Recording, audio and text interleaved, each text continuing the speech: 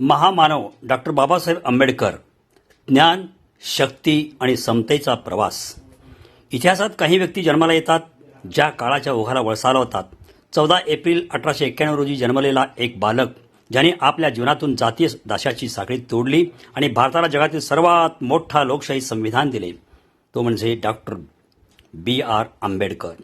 मंगळवार 14 एप्रिल 2026 आज भारतासह जगभरातील अनेक देश डॉक्टर बाबासाहेब आंबेडकर यांच्या 135व्या जयंतीने साजरा करत आहेत.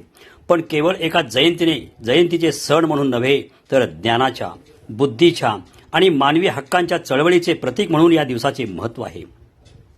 मध्य प्रदेशातील महू येथे एका सैनिकाच्या घरात जन्मलेल्या भीमरावांचे बालपण अस्तित्वाच्या संघर्षाने भरलेले होते.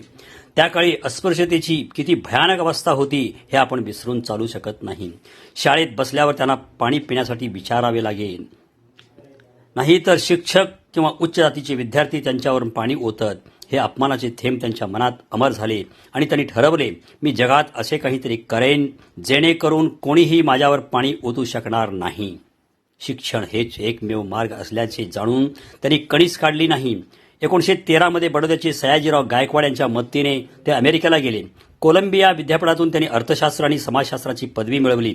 त्यानंतर लंडन स्कूल ऑफ इकॉनॉमिक्समधून त्यांनी कायद्याचे शिक्षण घेतले. भारतात परतल्यावर त्यांना नोकरीचे आमंत्रण मिळाले, पण समाजातील कुठल्याही कोणात त्यांना वेदना सोसावी लागली. बडोदा संस्थानात त्यांनी मूकनायक आणि बहिष्कृत भारत असे वृत्तपत्र सुरू केले. याद्वारे ते अस्पृश्यांच्या दुःखाला आवाज देऊ लागले. त्यांच्या जीवनातील पहिला मोठा आणि ऐतिहासिक टप्पा म्हणजे 1927 सालचे महाड सत्याग्रह. महाड येथे 14 तलावावरून अस्पृश्यांना पाणी भरण्यास बंदी होती. बाबासाहेबांनी आंदोलन केले आणि समुद्राचे पाणी पिण्याचा अधिकार मिळवून दिला. हे फक्त पाण्याचे प्रश्न नव्हते, तर हा मानवी अस्तित्वाचा प्रश्न होता. कालाराम मंदिर सत्याग्रह 1930. महाड नंतर बाबासाहेबांनी नाशिक येथे कालाराम मंदिरात प्रवेशासाठी आंदोलन केले. देवाच्या मंदिरात अस्पृश्यांना प्रवेश नाही हा विचार त्यांनी आळवला. या सत्याग्रहातून त्यांनी हिंदू धर्मातील कर्मकांडांना आव्हान दिले. पुणे करार 1932. ब्रिटिश सरकारने कम्युनल अवॉर्ड जाहीर केले, ज्यात अस्पृश्यांना वेगळा मतदारसंघ देण्यात आला होता. पण महात्मा गांधींनी याला विरोध केला आणि उपोषणाची आणीबाणी उडवली. देशाच्या हितासाठी बाबासाहेबांनी त्यांच्या मागणीचा थोडा त्याग केला आणि पुढे करार केला. यात अस्पृश्यांसाठी जागा राखण्यात आली, पण हा त्यांचा राजकीय बुद्धिमत्तेचा दाखला होता. भारतीय संविधान निर्मिती 1947 नंतर स्वातंत्र्य भारताला एका मजबूत विविध योग्य चौकटीची गरज होती. डॉक्टर आंबेडकर यांना संविधान सभेचे अध्यक्ष बनवण्यात आले. त्यांनी जगातील सर्वोत्तम लोकशाही संविधान तयार केले. समता, स्वातंत्र्य आणि बंधुता ही 3 शब्द त्यांनी संविधानाच्या पायात ठेवला. ते म्हणाले, राजकीय लोकशाही हवी, पण ती सामाजिक लोकशाहीशिवाय टिकणार नाही. धर्मांतर 1956. आयुष्यभर जातीय अन्यायाशी लढल्यावर त्यांनी हा विचार केला की हिंदू धर्मात अस्पृश्यांना समानता मिळणे शक्य नाही. म्हणून 14 ऑक्टोबर 1956 रोजी नागपूर येथे त्यांनी लाखो लोकांसोबत बौद्ध धर्म स्वीकारला. हा केवळ धर्मांतर नव्हता, तर हा स्वाभिमानाचा क्रांती होता. डॉक्टर बाबासाहेब आंबेडकर हे एक महान राष्ट्रीय नेते होते, पण त्याआधी ते एक सामान्य मनुष्य होते. त्यांचे वैयक्तिक जीवन दुःखाने भरलेले होते. त्यांच्या पत्नी रमाबाई ह्या त्यांच्या प्रत्येक संघर्षात त्यांच्या पाठीशी उभ्या होत्या. गरिबी, रोगाच्या साथी आणि मुलांच्या आजारापासून त्यांना खूप त्रास सहन करावा लागला.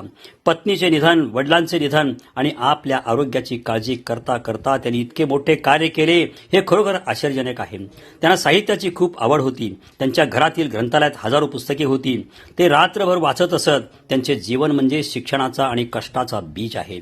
आज 2026 साली उभे राहून आपण बाबासाहेबांचा वारसा पाहू शकतो. त्यांनी दिलेले संविधान आज आपल्या लोकशाहीचे रक्षक आहे. त्यांनी स्त्रियांना हक्क मिळवून दिले, त्यांनी कामगारांचे हित साधले आणि त्यांनी समाजातील सर्वात कमकुवत घटकांना आवाज दिला. आज भारतातील प्रत्येक नागरिक जो शिक्षण घेतो, जो मतदान करतो आणि जो आपल्या हक्कासाठी बोलतो, तो थेट किंवा अप्रत्यक्षपणे डॉक्टर बाबासाहेब आंबेडकरांच्या स्वप्नाचा भाग आहे. त्यांचे तत्वज्ञान शिका, लढ, विकसा हे आजही प्रासंगिक आहे. 14 एप्रिल 2026 हा दिवस फक्त जयंतीचा नाही, तर हा आपल्या घटनेच्या आणि लोकशाहीच्या उत्सवाचा दिवस आहे. बाबासाहेब म्हणाले होते, माझे जीवन अपयशी ठरले तर ते माझ्या दोषाने नाही, तर देशातील माझ्या समाजाच्या दोषाने आहे. आज आपल्याला या दोषापासून मुक्त होण्याची जबाबदारी आहे. डॉक्टर बाबासाहेब आंबेडकर हे फक्त एका जातीचे नव्हते, ते संपूर्ण मानवजातीचे नेते होते. आज त्यांच्या पावतीत आपण नतमस्तकार करतो. मित्रांनो, डॉक्टर बाबासाहेब आंबेडकर यांच्यासारख्या महापुरुषांचा इतिहास जाणून घेणे हे आपले कर्तव्य आहे. अशाच अधिक प्रेरणादायक कथा आणि इतिहासातील अज्ञात पैलू आपल्या चॅनलवर पाहण्यासाठी कृपया आमच्या यूट्यूब चॅनलला आजच सबस्क्राईब करा. बेल आयकॉन दाबून नोटिफिकेशन ऑन करा, जेणेकरून आपल्याला आपल्या मराठी सामग्रीचा त्वरित आणि विनामूल्य आधार मिळेल. हा व्हिडिओ तुम्हाला आवडला असेल तर लाईक करा, तुमच्या मित्रांसोबत शेअर करा आणि कॉमेंट बॉक्समध्ये बाबासाहेबांवरील तुमचे विचार नक्की लिहा. जय भीम, जय भारत. पुन्हा भेटू. नमस्कार.